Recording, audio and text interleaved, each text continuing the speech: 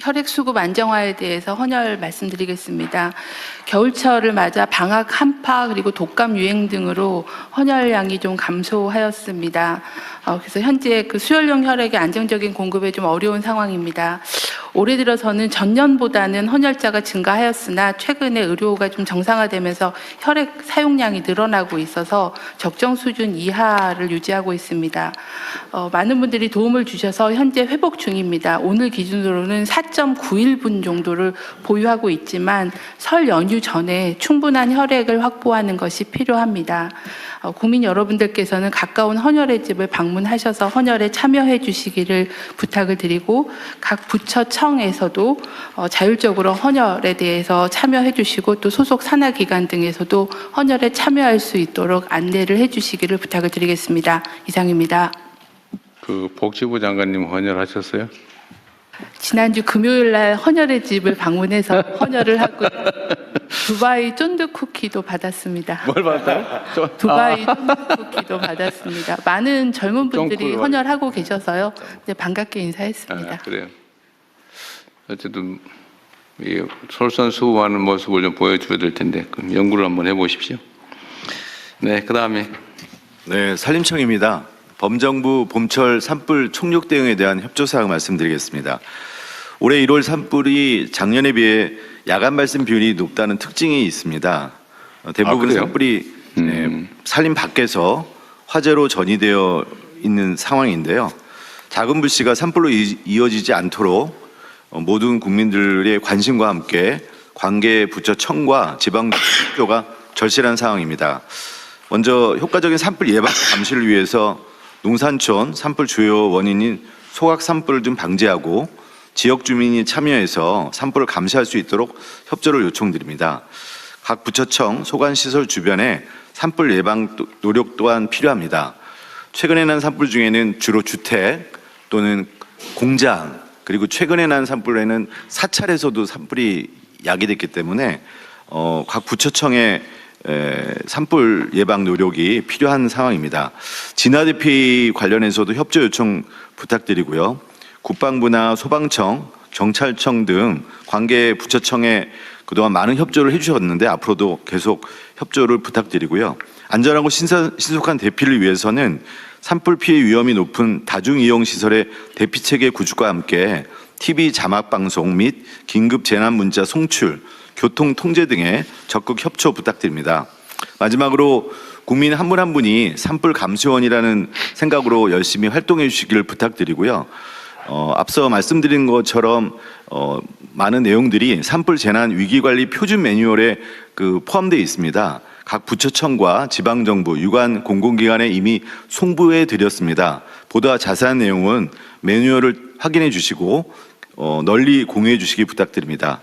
산림청은 작년 봄철과 같은 아픔이 다시는 발생하지 않도록 혼신의 힘을 다해 산불 진화에 총력 대응하고 있습니다.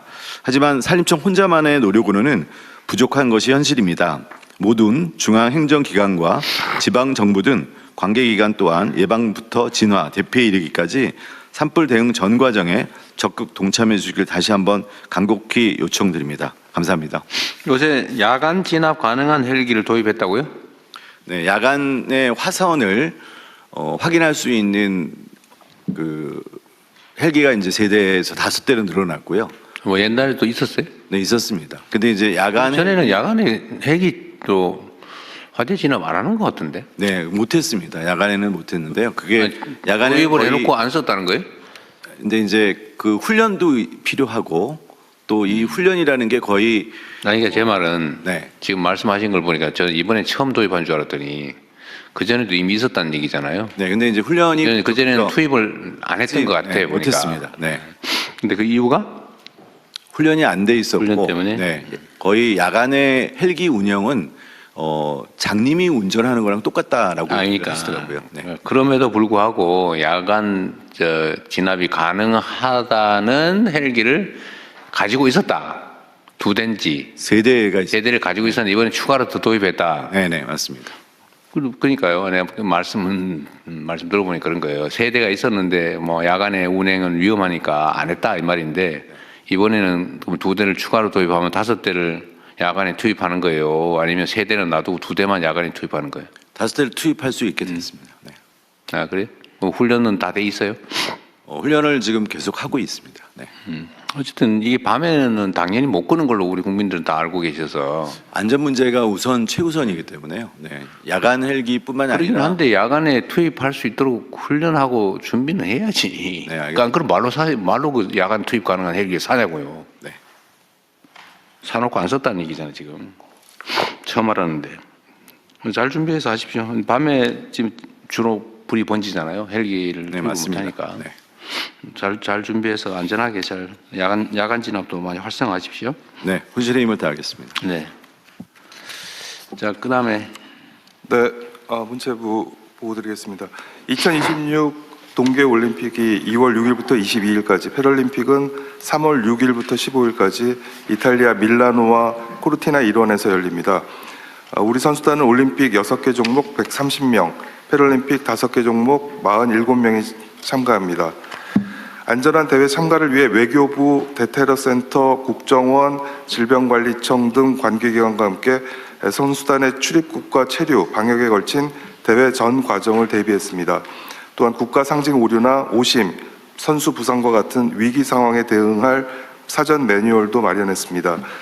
대회 기간에는 현지에서 종합 상황실을 가동하고 분산 개최되는 대회의 특성을 감안해서 3개 지역에서 급식 지원센터를 운영할 예정입니다.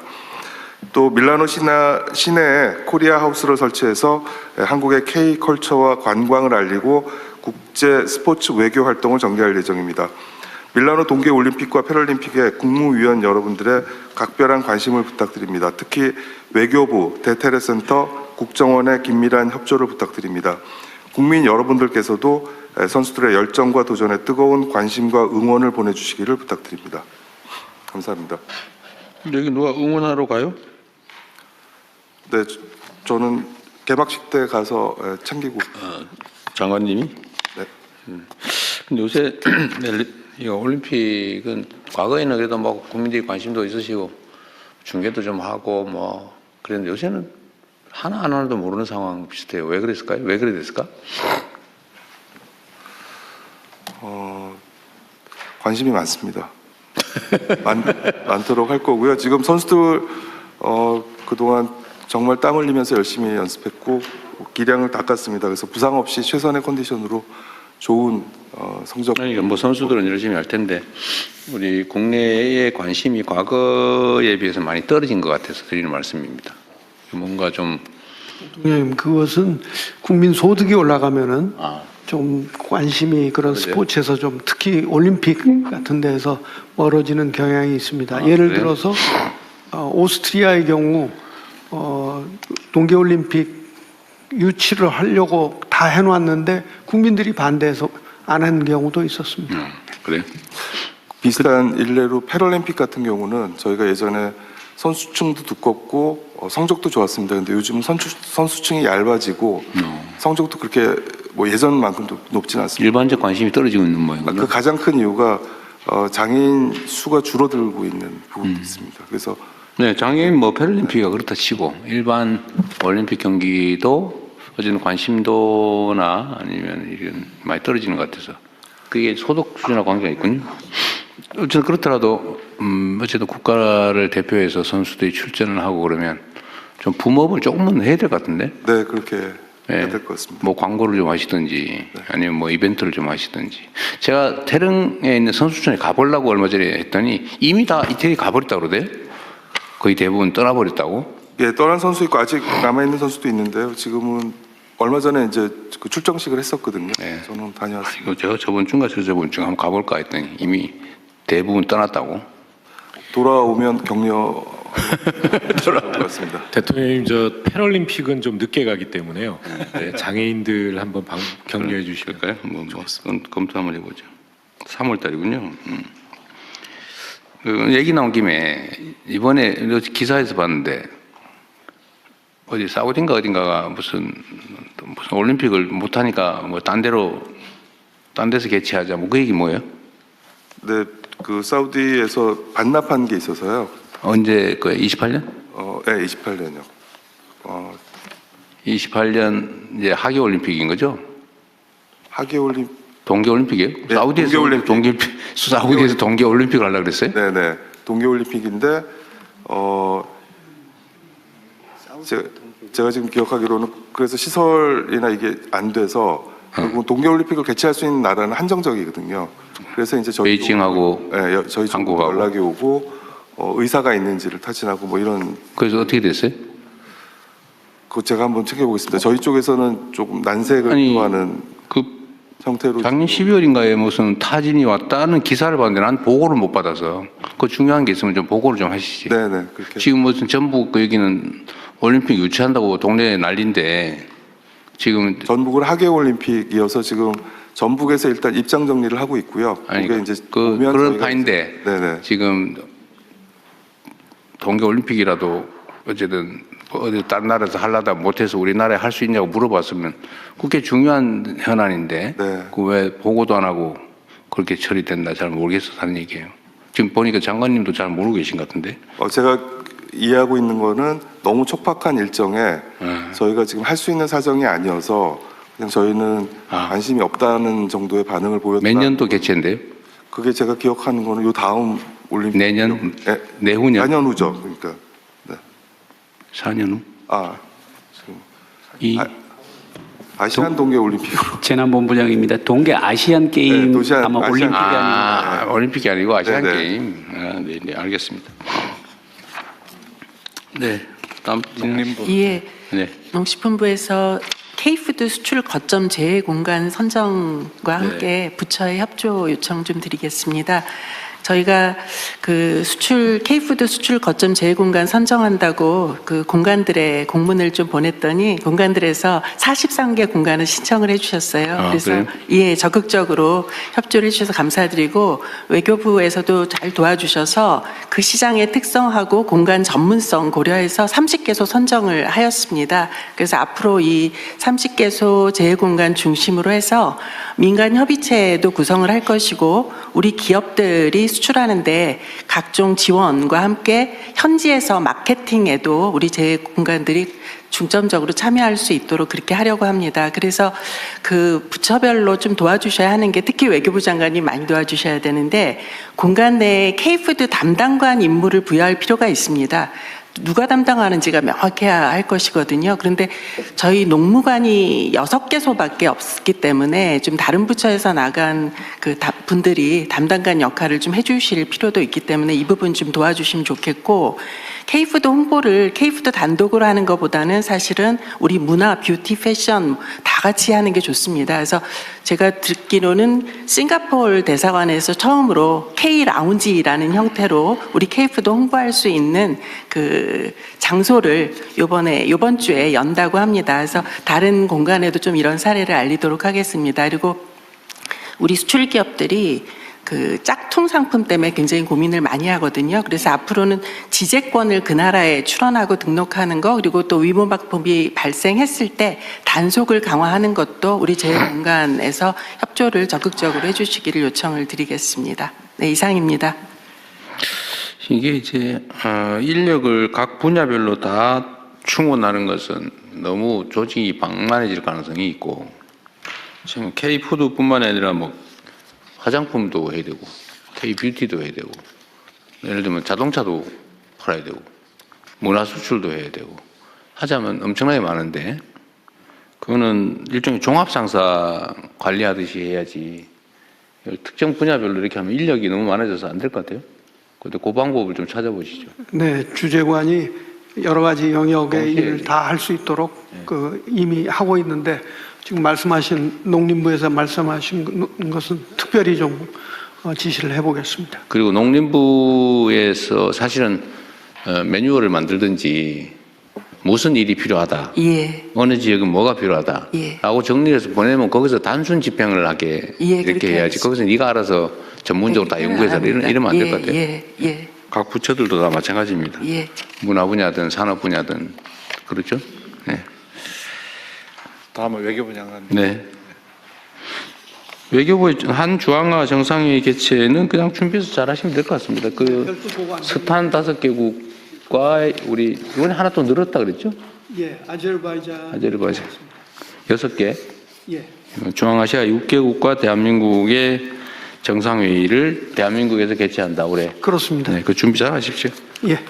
예, 그러면 다음은 의안심의를 진행하겠습니다. 의안심의는 비공개로 운영되어 오니 언론인 여러분께서는 협조해 주시기 바랍니다.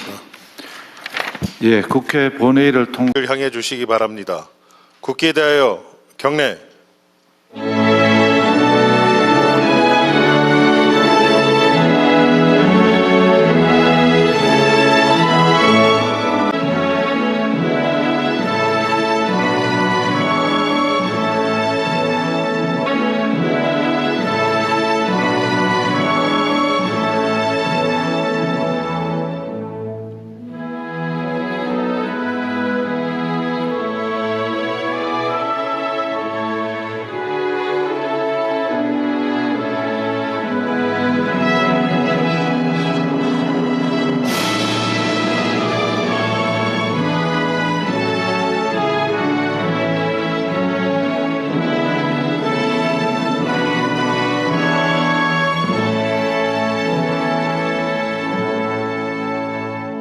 바로 모두 자리에 앉아 주시기 바랍니다.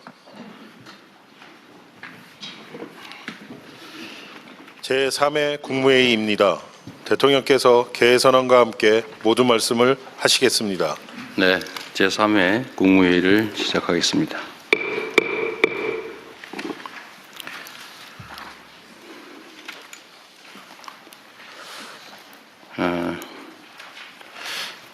많은 국민들께서 기대하시는 것처럼 경제 상황이 조금씩 개선되고 있습니다. 코스피, 코스닥을 포함해서 자본시장도 또 주식시장도 정상화의 길을 제대로 가고 있는 것 같습니다. 오랜 시간 홀대받던 우리 자본시장이 미래 혁신 산업 성장 그리고 건전한 국민자산 증식을 위한 든든한 토대로 거듭나고 있습니다. 자본시장 정상화를 발목을 잡는 여러 가지 불합리한 제도들도 계속해서 신속하게 개선해 나감으로써 생산적 금융으로의 전환을 한층 가속화해야 되겠습니다. 이 주식시장의 이 흐름이 경제 체질의 구조적 변화로 이어지려면 국민의 삶과 직결된 실물 경제의 안정적인 성장도 뒷받침되어야 되겠습니다. 이는 성장의 기회와 과실이 국민 경제 전반으로 널리 확산되고 특히 중소기업과 벤처, 스타트업 등이 혁신과 도전을 선도하는 새로운 핵심적인 경제 주체로 거듭나야 가능한 일입니다. 정부는 대중소기업 상생성장 기반 강화, 또 벤처 스타트업 창업 활성화, 제도전 친화형 생태계 구축에 정책적인 역량을 집중해 주시기 바랍니다. 거기에 더해서 우리 사회의 가장 심각한 문제라고 할 수 있는 국토 균형 발전도 지속적으로 추진해 나가야 되겠습니다. 국민 모두의 성장으로 향하는 길은 일부 대기업과 또 특정 지역, 특정 부문만이 아니라 모든 경제 주체가 함께할 때 보다 넓고 단단해질 수 있다는 점을 생각해 주시기 바랍니다. 요즘 부동산 문제가 논란이 되고 있습니다.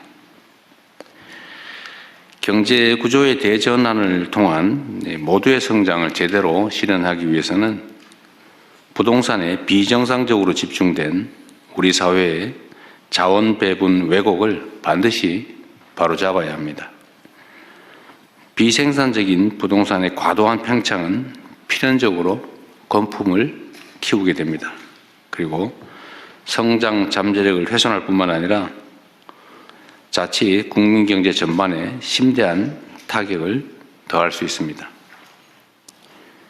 이는 나아가 사회 구성원 간의 신뢰마저 손상해서 우리 공동체의 안정까지 뒤흔들게 될 것입니다. 부동산 거품을 제대로 통제하지 못해서 잃어버린 20년 또는 잃어버린 30년을 경험하며 큰 혼란을 겪은 가까운 이웃 나라의 뼈아픈 사례를 반드시 반면교사 삼아야 되겠습니다. 이런 어려움을 피하려면 굳은 의지를 바탕으로 실효적인 정책을 지속적으로 안정적으로 추진해 나가야 합니다. 당장 눈앞에 고통과 저항이 두려워서 불공정과 비정상을 절대로 방치해서는 안 됩니다. 시장이 원하는 적극적인 대책도 동시에 추진해 나가야 되겠습니다. 정책 성공의 출발점은 어떤 정책이 어떤 방식으로 시행되고 있는지를 국민들께 제대로 적시에 알리는 것입니다. 아무리 좋은 정책 사업도 국민이 해당 내용을 잘 모르시고 계시거나 제대로 이해하지 못하면 50점짜리에 불과하다라고 할 수밖에 없습니다. 지난해 부처별 정책 소통 평가를 해봤더니 대상 기관 47곳 가운데 노동부, 중기부, 경찰청, 기상청을 포함해서 12곳이 우수기관으로 선정됐습니다. 매우 잘하셨고 수고 많으셨습니다. 또 약간 모자란 부처청은 각별히 분발해 주시길 부탁드립니다. 국정의 성패는 국민의 이해 그리고 참여에 달려 있습니다. 정책의 소통과 홍보에 보다 많은 노력을 기울여 주시기 바랍니다. 그리고 정책에 대한 신뢰 확보가 매우 중요합니다. 정책에 대한 신뢰는 뭐 정책 내용도 매우 안정적이고 좋아야 되겠지만 쉽게 바꿔서는 안 됩니다.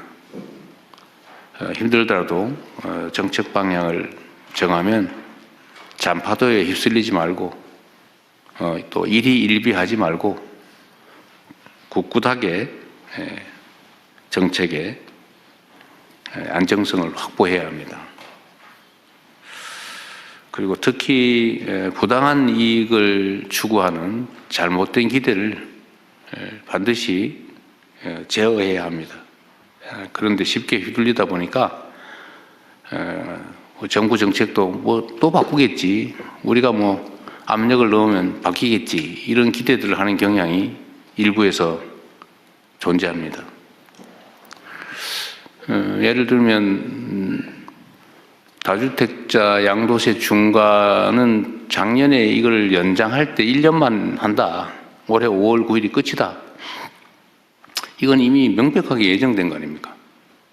새로 시행령을 고치지 않는 한 그냥 끝나는 거죠.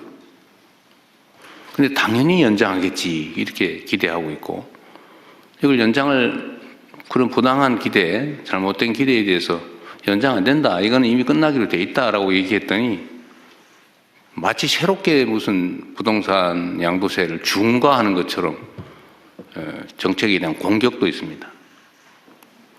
잘못된 이해일 수도 있지만 부당한 공격일 수도 있는 거죠.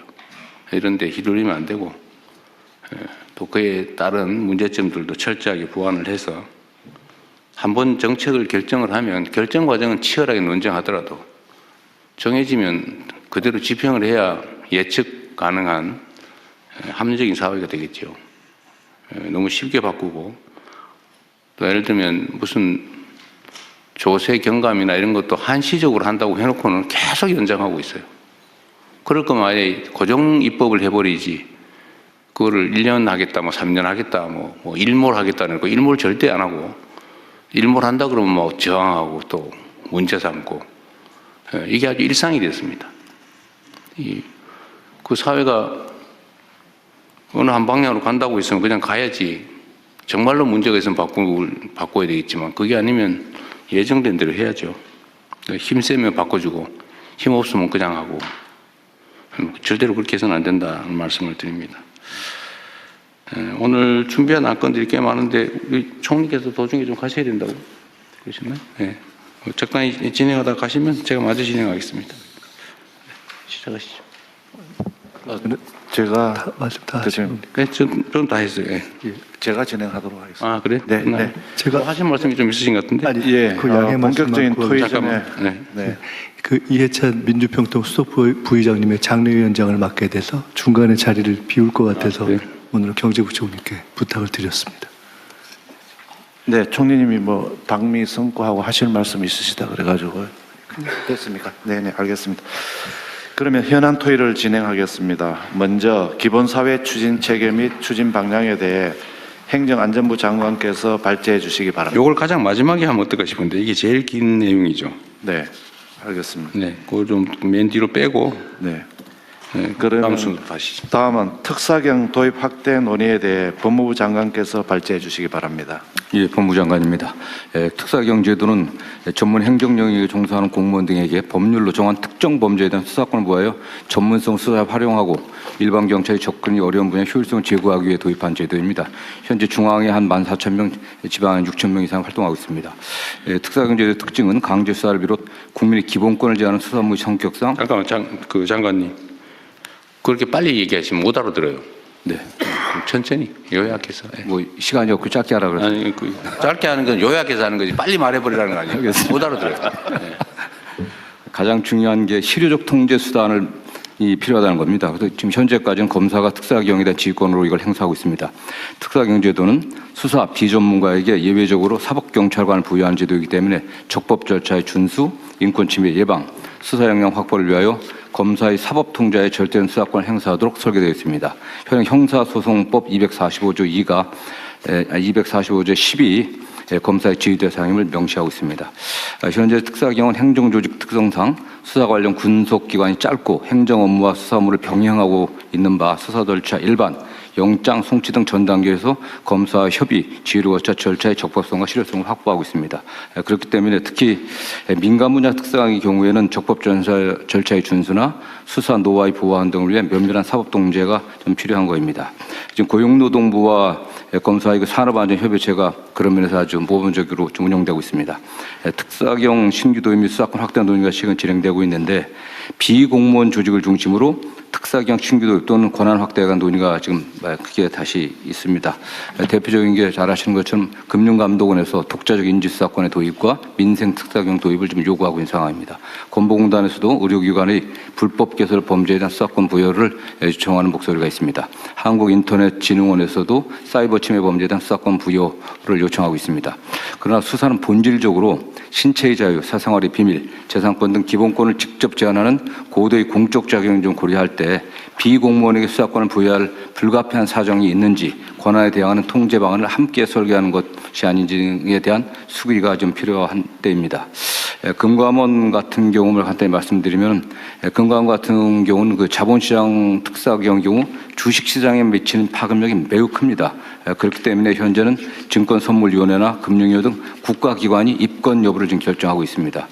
광범위한 독자적 수사 개시권의 필요성이라든가 오남용 가능성을 충분히 수기해서 검토해야 될 것으로 보고 있습니다.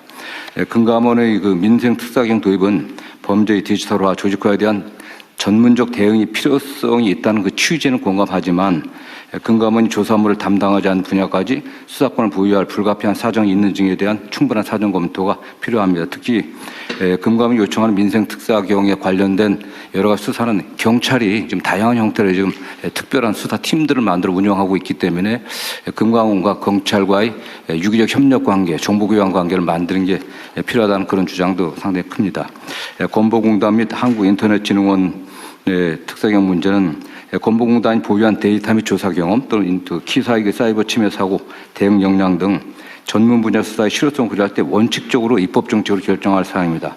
다만 비공무원 조직의 성격을 고려할 때 또 이러한 경험들이 없기 때문에 현행 형사소송법의 틀 안에서 집중교육, 전담직원 지정 등을 통해 수사 역량을 확보하고 수사 개시 전 검사의 사전 협의 절차를 의무화하는 등 국민 기본권 보호를 위한 사법 통제 방안 도입이 함께 논의될 필요성이 있다고 보고 있습니다. 네. 마치겠습니다. 또 진행 제가 할게요. 이게 제가 이거 빨리 안건을 좀 준비하자고 한 취지는 하여튼 몇 개의 쟁점들에 대해서 이견들이 있기 때문에 오늘 그걸 좀 조정을 좀 할까 싶습니다. 어쨌든 특별사법경찰관은 기본적으로는 이제 공무원들, 수사 공무원이 아닌 경찰 검사가 아닌 일반 행정 공무원들에게 이제 당의 직무, 본인들이 취급하는 사무에 대해서 필요한 수사를 할 수 있게 예외적으로 허용을 하고 있는 거죠. 그런데 이게 지금 특정한 경우에는 민간기구, 공무원이 아닌 민간인에게 특별사법경찰 업무를 허용할 거냐. 두 번째는 이게 검사의 통제를 계속 유지할 거냐. 뭐 어떤 경우는 인지 수사를 또 제한을 해가지고 또 인지를 못하게 하는 경우도 있고 또 수사 범위에 대해서 또 이견이 또 있는 것 같아요. 예를 들면 뭐 저 어디지 지적재산권 담당하는 지식재산처 거기는 뭐 예를 들면 기술 유출 분야에 대한 수사를 못하게 돼 있나 봐요. 기술 유출 수사를 할 수 있습니다. 근데 뭘 추가로 해달라고 한 거예요? 이제 영업비밀 수사를 하다 보면 저희가 부정경쟁 방지법에 의해서 영업비밀 수사를 하고 있는데요. 하다 보면 그게 국외 유출로 되면 산업기술보호법에 적용을 받습니다. 근데 현재는 저희가 부정경쟁 방지법만 국한이 되어 있기 때문에 그 경우에는 이제 추가적인 수사가 필요한 상황입니다. 그래서 산업기술보호법 위반에 대한 수사권도 연관된 부분이니까 허용을 좀 하다 보면 불가피하게 연관되는데 그 산업기술보호법은 산업부 소관입니다. 산업부 소관이니까. 네. 그러다 보니까 이제 부처 간에 약간 산업부 그러면 어디 산업부는 어디 있어요? 예. 산업부는 그러면 산업기술보호법 위반 부분에 대한 특사경이 있어요? 없습니다. 없어요. 그럼 결국 못 하는 거네. 네. 그래서 근데 그거는 어쨌든 지식재산권은 특허 뭐 이런 것만 취급을 하니까 일반 영업비밀 보호는 원래는 대상이 아닐 수도 있습니다. 그런데 지금은 영업비밀 보호 침해도 지금 조사 대상 권한으로 돼 있다 이거예요?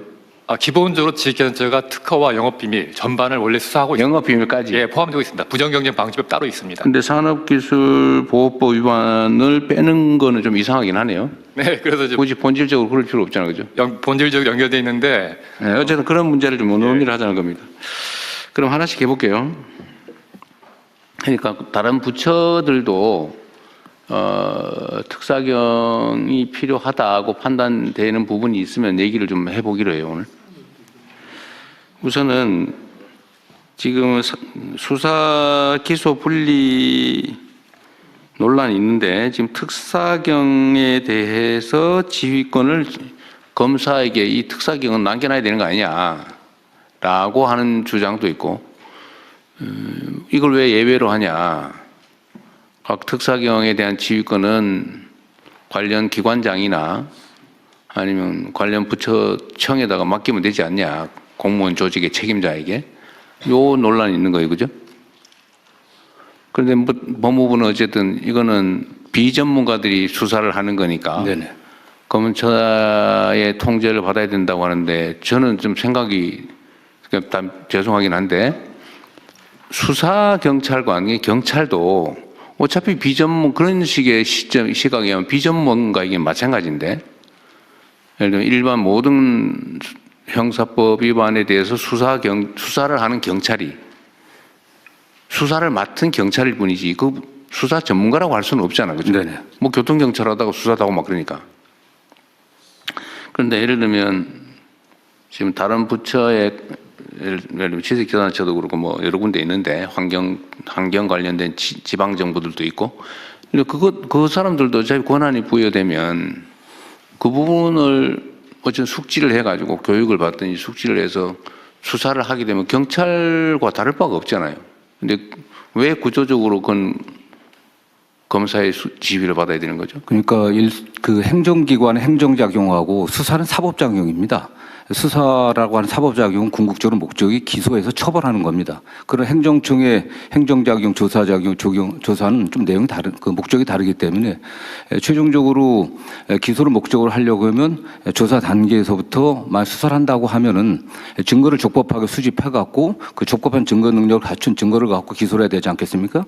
그렇기 때문에 최초 단계부터 법률 전문가의 어떤 지휘를 받지 않게 되면 또는 조언을 받지 않게 되면은 증거 수집 단계부터 문제가 되고요. 또 법리 구성에서 굉장히 어려운 점들이 많습니다. 대개 뭐 자본시장 범죄라든가 또는 뭐 중대재해처벌법 같은 경우로 법리적 구성이 굉장히 어려운 것들이 많기 때문에 그거는 뭐 해당 그 사경에서도 요청하고 있는 게 현실입니다. 그러니까 일반 사법 경찰하고 검사의 관계에서도 똑같은 문제가 발생하는데 검사라고 해서 뭐 자본시장 전문가는 아닌 거고 네네. 그걸 전문적으로 연구를 하면 이제 전문가가 되는.